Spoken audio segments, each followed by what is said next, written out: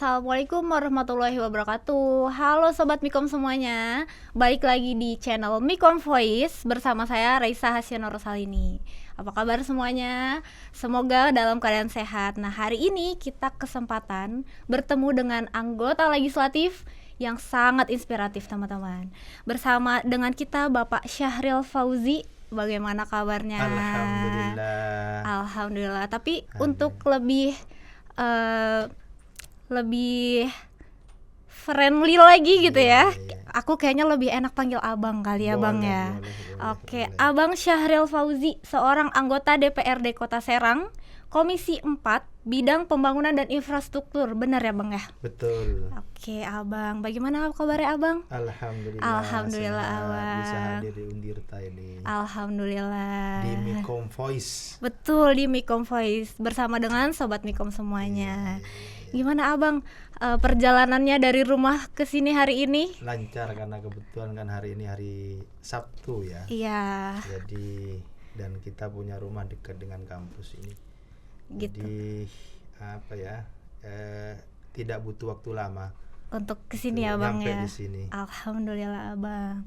Teman-teman, Abang Syahril Fauzi ini adalah seorang anggota DPRD Kota Serang Komisi 4 Bidang Pembangunan dan Infrastruktur.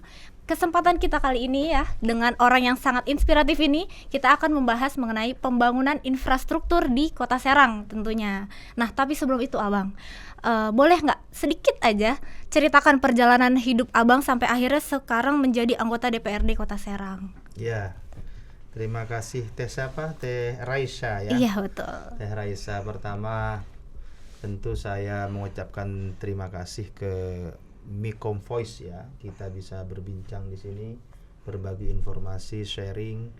Tentu ini baik untuk berbagi info ke depan bagi Kota Serang.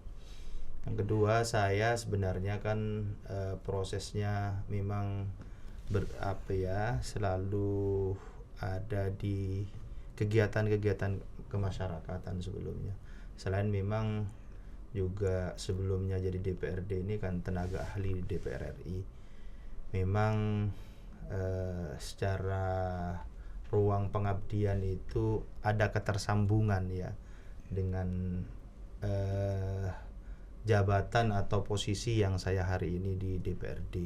Dulu saya sebagai tenaga ahli DPR RI kurang lebih 15 tahun dan aktif di organisasi kemasyarakatan, misal di NU atau di Ansor gitu sebelumnya. Udah terbiasa berkegiatan, memang melakukan pendampingan terhadap masyarakat. 2024 kemarin masyarakat memberikan amanah terhadap saya untuk kemudian menjadi anggota DPRD di Kota Serang ini Teh. Begitu. Oke Bang, kalau dari Abang sendiri nih 2024 menjadi anggota DPRD di Kota Serang. Nah, menurut Abang bagaimana sih pembangunan infrastrukturnya di Kota Serang ini Bang? Luar biasa, memang kita punya PR banyak ya tentang Kota Serang karena Kota Serang ini kan sudah ditunjuk untuk menjadi daerah ibu kota provinsi. Tentu penyesuaian soal infrastruktur pasti harus kita kerja keras. Banyak hal yang harus menjadi kita benahin, kita perbaikin dan kita sesuaikan.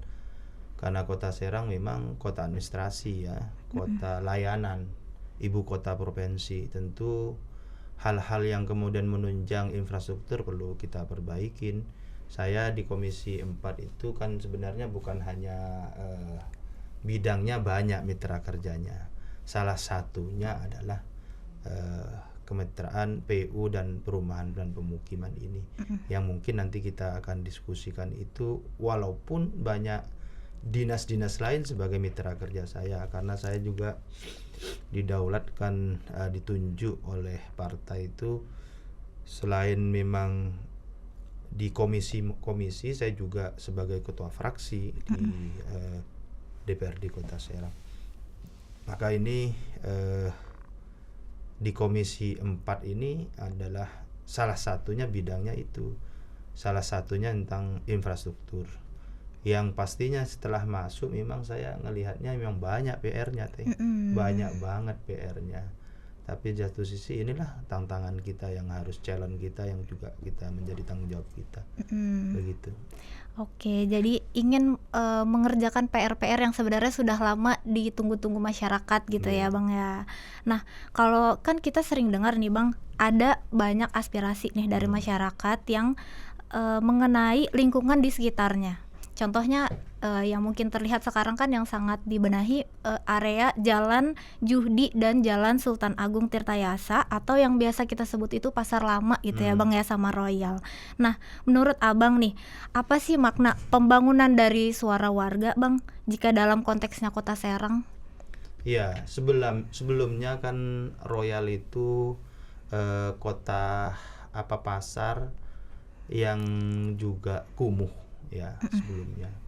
Kumuh, kemudian pemerintah, dalam hal ini pemerintah Kota Serang, melakukan terobosan Royal untuk direvitalisasi, yang hari ini kita bisa saksikan kan. Dulu kalau kita ke Royal kan melihat pedagang yang jualan di pinggir jalan semua. Betul, Abang. Dari sepanjang Taman Sari sampai ke Pocis itu. Kebijakan kepala daerah atau Pak Budi Rustandi sebagai wali kota hari ini memang menurut saya sangat progresif, bagus. Hal-hal yang kemudian bagus itu kan kita harus support. Hal-hal yang tidak bagus wajar juga kalau kita kritik, tapi konstruktif kan penting juga. Konsepnya memang bagus, seperti layaknya di Malioboro, layaknya di Braga.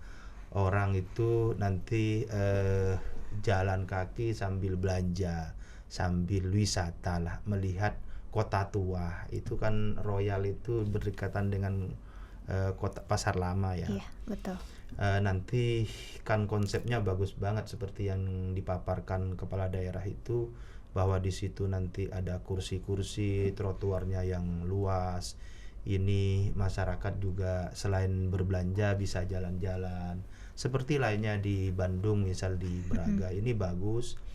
Memang tugas kepala daerah ini kan punya visi misi. Kepala daerah ini punya visi misi. Anggota DPR punya tugas pengawasan dan penganggaran. Pasti kita, kalau yang baik ayo kita dukung, kalau yang nggak baik dengan fungsi pengawasannya kita kritiki, yang konstruktif tentunya. Tapi pada konteks Royal kita lihat sampai detik ini dari pemaparan dan pekerjaannya kan lagi progres, itu lagi berjalan sangat bagus. Kita selama itu bagus kita dukung teh. Selalu diawasi dan ikut sertakan gitu ya, pengawasan dalam pengembangannya ya Bang ya. Berapa minggu yang lalu kita melakukan sidak ke sana tentang progres pembangunannya, kendala apa yang ada. Kami Komisi 4 sudah melakukan sidak pekerjaan yang di Royal itu. Ternyata ya lagi progres. Memang lagi progres, mungkin nanti ke depan kita sidak lagi di progres berikutnya. Kan itu pekerjaan kalau nggak salah sampai Desember ya. Oh gitu ya. Penyelesaiannya nanti kita evaluasi. Tapi kalau dari Abang sendiri ngelihat perjalanan proyeknya gitu ya Bang ya, apakah sesuai dengan rencananya, dia lakukan dengan sesuai dengan jadwal gitu Bang? Iya, sampai detik ini berproses ya. Kayaknya sampai hari ini belum tidak ditemukan ya sampai detik ini hal-hal yang hal-hal seperti yang keterlambatan tidak sesuai gitu ya Bang ya. Sementara masih sesuai prosedurnya, sesuai dengan rencana ya Bang. Tahapannya masih kemarin kami sudah lakukan. Hanya saja mungkin seperti yang Teh Raisa tadi sampaikan, bahwa bagaimana aspirasi itu masyarakat memang kan bukan hanya Royal, banyak persoalan Kota Serang ini kan daerah-daerahnya yang sangat menyempit jalan-jalannya, di jalan-jalan lingkungan itu mungkin juga menjadi PR kita ke depan, karena ketika kami reses segala macam aspirasi itu ada. Kalau gitu Bang, tadi kan Abang singgung sedikit mengenai jalan yang sempit gitu ya, aspirasi warga yang mengenai fasilitas terutama di jalan ya Bang ya. Nah kalau gitu bagaimana sih dari anggota DPR sendiri ya Bang ya, untuk mengawasi gitu ya Bang ya, atau benar-benar memvalidasi gitu ya kalau aspirasi dari masyarakat itu benar-benar masuk ke dalam perencanaan pembangunan gitu Bang? Terasa saya mengikuti betul karena saya dari awal punya itikat baik, punya keinginan. Kan sebelumnya saya sudah sampaikan bahwa saya aktif di kegiatan masyarakat, melakukan pendampingan baik di NU atau di Ansor. Tentu ketika saya di DPR, hal itu tidak mungkin saya tinggalkan. Memang udah jadi jiwanya itu, ruhnya kita ini kan melakukan pelayanan terhadap masyarakat. Kami mengikuti betul dari prosesnya, baik itu yang kami lakukan oleh Dewan lakukan melalui reses, atau yang pemerintah lakukan melalui musrembang dari tingkat kelurahan, kecamatan sampai kota. Saya mengikuti langsung untuk mengawal dan memperjuangkan. Memang selain memang lahir dari hati ya, dan tradisi kami melakukan pengabdian terhadap masyarakat itu, itikat baik kami itu memang juga di undang-undang itu sudah dipertegas. Ada undang-undang nomor 23 tahun 2014 tentang pemerintahan daerah, yang di dalamnya tentang sumpah jabatan anggota DPRD.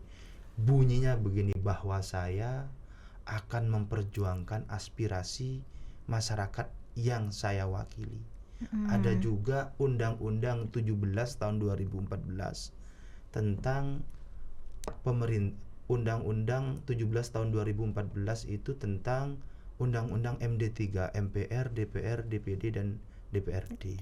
Itu juga pasal 373 itu menjelaskan tentang anggota DPRD berkewajiban untuk menyerap, menampung dan memperjuangkan aspirasi masyarakat.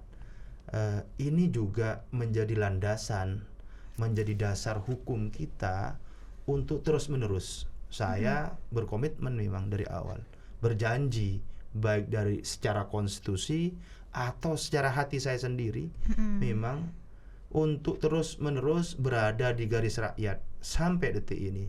Saya tidak menghilangkan itu. Persoalan mengawal aspirasi itu memang ruh Pak, ruh saya teh. Memang saya itulah tanggung jawab saya untuk mengawal, memperjuangkan aspirasi masyarakat, khususnya masyarakat yang saya wakili ya. Berarti menjadi ruhnya masyarakat ya gitu ya Bang ya. Iya, pelayan lah. Kalau kata mewakili lah ya Bang ya. Ummah ya, pelayan umat ya. Jadi sebagai perwakilan dari keinginan-keinginannya masyarakat gitu ya Bang ya. Oke, nah kalau gitu berarti secara tidak langsung Abang sendiri ya yang menjamin bahwa aspirasi masyarakat itu akan terus membersamai semua pembangunan di Kota Serang. Pastinya, terutama ya Bang ya. Pastinya. Oke.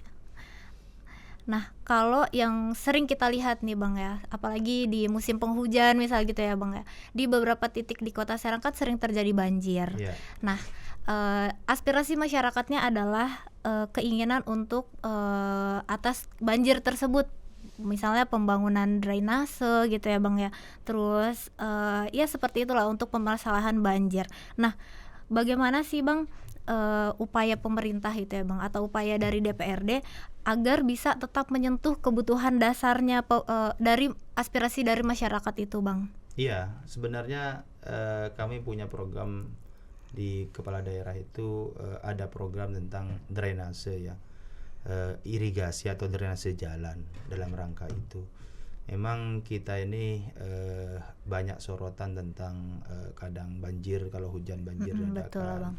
Itu juga menjadi atensi kita bersama. Selain memang menjadi tanggung jawab pemerintah, tapi tanggung jawab kita bersama dalam rangka membuang sampah, melakukan pembangunan yang tersesuaikan dengan RT RW, rencana tata ruang wilayah khususnya, kan ini sudah ada perdanya juga. Selain memang punya tanggung jawab pemerintah dalam rangka mengatur anggaran untuk mencari solusi terhadap persoalan-persoalan yang tadi. Kami memang sejak 2025 kemarin kan kami jadi DPRD ini 2024 ya. Di bulan Oktober apa ya kemarin pelantikannya itu ya. Khusus Oktober, November ya, apa Oktober apa November? Oktober kalau nggak salah. Ini hampir udah setahun ya. Anggaran 2025 kemarin sudah luar biasa, banyak sekali untuk drainase lingkungan dalam rangka itu menjawab misal potensi banjir, potensi genangan air. Sudah kita kemarin di tahun 2026 juga kita sudah anggarkan untuk drainase juga dan berapa PSU ya, jalan-jalan lingkungan. Selain memang jalan yang royal tadi itu, jalan-jalan di lingkungan untuk menjawab jalan-jalan lingkungan yang tidak misal jalan yang tidak bisa dilalui kendaraan mobil, kita juga ada di paving blok gitu ya. Berarti beberapa PR kedepannya antara lain untuk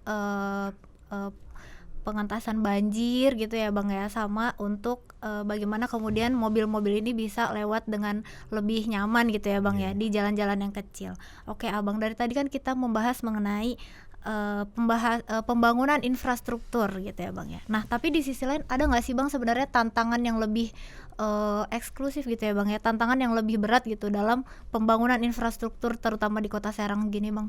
Tantangannya banyak, anggaran Kota Serang terbatas. Apalagi sekarang ada rencana pemotongan anggaran transfer pusat itu terhadap daerah. Itu kan pasti berdampak terhadap program kerja atau rencana kerja pemerintah daerah Kota Serang di semua OPD termasuk di infrastruktur kita. PBD Kota Serang kan sangat kecil, tentu kita harus kreatif lah. Itu challenge kita, tantangan kita. Apalagi sekarang transfer pusat juga dikurangin, kurang lebih 186 M yang akan dikurangi dari transfer pusat terhadap Kota Serang. Ini juga menjadi tantangan kita, bagaimana walaupun anggaran kecil kita tetap harus semangat, itu tetap harus bisa berkarya. Ya ini tantangan kita yang harus kita jawab. Itu.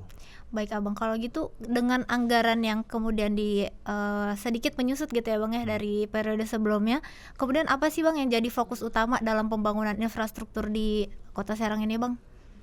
Ya program infrastruktur yang bersentuhan langsung, baik itu yang saya sampaikan tadi, PSU, jalan lingkungan, drainase, atau perawatan yang sudah ada, infrastruktur khususnya di PU atau di Perkim. Itu contohnya misal rumah tidak layak huni RTLH yang memang kawasan kumuh, itu juga yang menjadi prioritas. Program-program yang hari ini bersentuhan langsung dengan masyarakat itu yang memang diprioritaskan kami. Saya sebagai fungsi pengawasan tentu DPRD menyoroti betul program pemerintah, karena yang punya visi misi itu kan pemerintah. Kami punya fungsi pengawasan, mengawasi berjalannya visi misi itu. Begitu. Oke Abang, kalau gitu bagaimana kemudian anggaran yang cukup itu ya Bang ya, anggaran yang kemudian dikurangin itu bisa memenuhi semua kebutuhan dan aspirasi dari masyarakat gitu ya Bang ya? Iya, sementara ini memang ya pinter-pinter kita ngatur aja. Terus pemerintah ngatur biar tetap sesuai dengan IKU, indeks kinerja utama atau program prioritas, turunan dari 13 program visi misi dari Bapak Budi dan Bapak Agis itu. Bapak Agis sama wakil. Sesuai dengan RPJMD. Walaupun memang ada satu yang kurang gitu, tapi tidak keluar dari rencana prioritas daripada breakdown daripada visi misi Bapak Budi Agis. Oke Abang, kalau gitu bagaimana sih Bang kolaborasi antara DPRD dengan pemerintah supaya pembangunan di Kota Serang ini lebih responsif gitu Bang ke dari aspirasi masyarakatnya itu Bang? Ya kolaborasinya sebenarnya begini, sesuaikan aja dengan tusinya masing-masing. Eksekutif kerjanya apa, legislatif kerjanya apa. Itu aja. Ini kalau ini bisa dilakukan secara kolaboratif, kerja-kerja ini luar biasa, pasti ada jalannya. Sementara ini misal tadi sudah dijelaskan, pemerintah punya rencana atau punya kegiatan tentang royal, pasar royal, royal baru gitu. Kita sebagai anggota DPR punya fungsi pengawasan dan anggarannya kita support, fungsi pengawasan kita lakukan. Biar program itu atau rencana itu sesuai dengan peruntukannya. Jadi lebih tepat sasaran ya Bang ya, Betul. biar semua lapisan masyarakat bisa menikmati hasil dari pemerintahan yang sekarang bekerja sama dengan DPRD gitu ya Bang.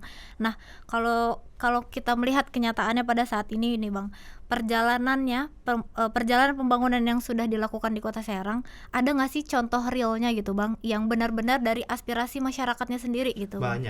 Banyak banget. Saya contohnya lah, jalan lingkungan kan kita banyak. Di dapil saya khususnya di Serang 2 banyak banget yang kita sudah bantu. Misal kalau Teh Raisa ke dekat lampu merah yang ada Pramuka, gedung Pramuka Cikulur, kita sudah bantu banyak.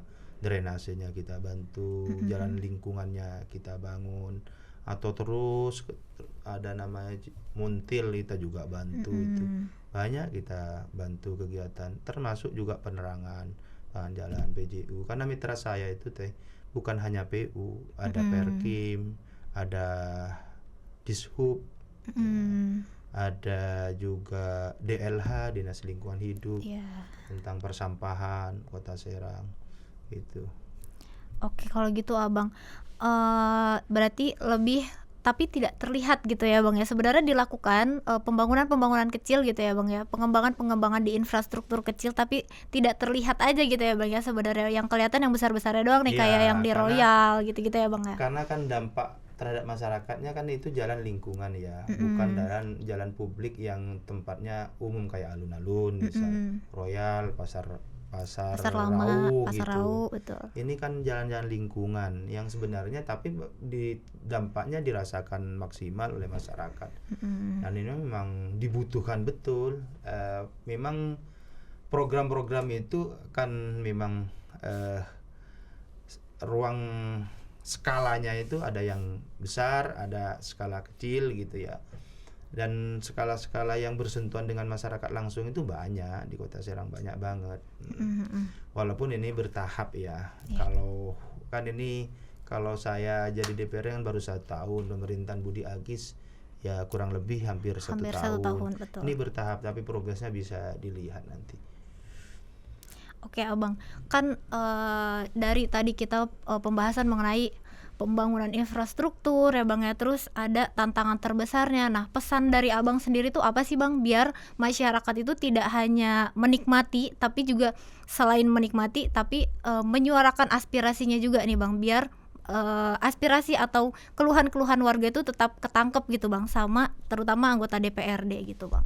Iya, saya tentunya Dewan itu kan rumah besar ya, rumah besar rakyat. Jadi kita punya ruang-ruang masyarakat untuk menyampaikan aspirasinya, baik melalui jalur-jalur konstitusional yang kita lakukan melalui reses, atau jalur-jalur konstitusi atau jalur-jalur yang masyarakat juga secara langsung bisa kenal terhadap saya, kan sudah banyak juga. Yang jelas begini, Teh Raisa, bahwa keterlibatan masyarakat dalam pembangunan itu penting, bukan hanya pemerintah atau legislatif, bahwa masyarakat punya andil besar melakukan perubahan di Kota Serang itu. Misal contoh, bahwa kita ini misal membangun, mbok harus sesuai dengan RT RW yang sudah ditentukan. Betul. Misal pada konteks lingkungan, kita juga misal masyarakat membuang sampah pada tempatnya, ayo kita bangun biar kota kita nggak banjir. Bukan persoalan hanya soal drainasenya yang kurang, tapi perilaku masyarakatnya juga perlu ada kolaborasi yang baik, saling mendukung terhadap pembangunan ini, sehingga kita apapun skema yang kita bangun, regulasi apapun yang kita bangun, tanpa dukungan dari masyarakat tidak akan mungkin tidak akan terlaksana ya Bang ya. Berarti Gitu. apakah kemudian kadang dilakukan juga nih langsung komunikasi dengan masyarakat gitu Bang. Tidak selalu melulu masyarakat harus lapor dulu ke DPR atau lapor dulu ke dinas-dinas terkait supaya aspirasinya langsung terdengar gitu Bang, atau dari dinasnya langsung atau dari DPRD langsung turun tangan tuh Bang, turun ke jalan ngelihat oh ini yang ada yang kurang, ini ada yang kurang gitu Bang. Kalau DPRD ini kayaknya ya sangat mungkin seperti itu ya, karena memang jaraknya kalau DPRD dengan masyarakat sangat dekat ya. Kalau DPR provinsi, DPR RI mungkin kan kantornya di Jakarta gitu. Kalau DPRD ini kan memang ada di lingkungan masyarakat setiap harinya ya. Aktivitinya itu kan memang di lingkungan masyarakat tersebut sangat mudah aksesnya. Dan sementara ini memang jangankan urusan-urusan yang krusial ya tentang pembangunan, urusan-urusan yang urusan yang keseharian itu biasa kita bersamaan dengan masyarakat ya, kegiatan-kegiatan atau istilahnya ada musibah misal di masyarakat udah biasa kita, karena memang DPRD itu memang udah ada di lingkungan jadi masyarakat wadahnya itu gitu ya Bang ya. Iya, maksud kesehariannya itu memang Iya. ya bercampur baur lah dengan masyarakat. Bersentuhan langsung dengan Ya, masyarakat ya Bang betul. ya, sebagai wadah dari apa sih keluhan-keluhannya, apa sih kritiknya gitu ya Bang mungkin ya. nggak mungkin berjarak lah insya Allah. Oke Abang, terakhir nih Bang, untuk teman-teman atau sobat Mikom yang ada di rumah yang lagi nonton nih Bang, yang sering kita panggil Gen Z gitu ya Bang ya, yang lagi naik daun. Nah, untuk generasi-generasi yang muda-muda ini Bang, menurut Abang apa sih yang harus dilakukan sama teman-teman muda-muda kayak saya ini nih Bang gitu ya, untuk bisa ikut beraspirasi, untuk bisa ikut membangun pembangunan yang berkeadilan terutama di Kota Serang Bang. Iya, tentu kami ayo bareng bangun Kota Serang secara bersama-sama, awasi, terus kasih masukan, kritik yang konstruktif, kasih solusi juga, jangan hanya mengkritik tapi Tanpa dekonstruktif solusi, ya, iya, tanpa solusi tidak ya, Bang, memberikan ya. solusi, hanya ayo kita bangun bareng-bareng. Yang jelas begini, politik ini adalah pekerjaan ibadah. Kalau kebijakan itu dilakukan orang yang tepat, orang yang benar, maka ini menjadi ibadah bagi kita semua. Untuk teman-teman, rekan-rekan, adik-adik Gen Z, ayo bersama-sama kita bangun Kota Serang, tempat dan rumah kita ini ke depan lebih baik lagi. Oke Bang Syahril, terima kasih sudah menyempatkan waktunya di sela-sela kesibukannya hari ini. Semoga selalu dalam keadaan sehat ya Abang ya, selalu menjadi wadah untuk aspirasi dari masyarakat terutama di Kota Serang.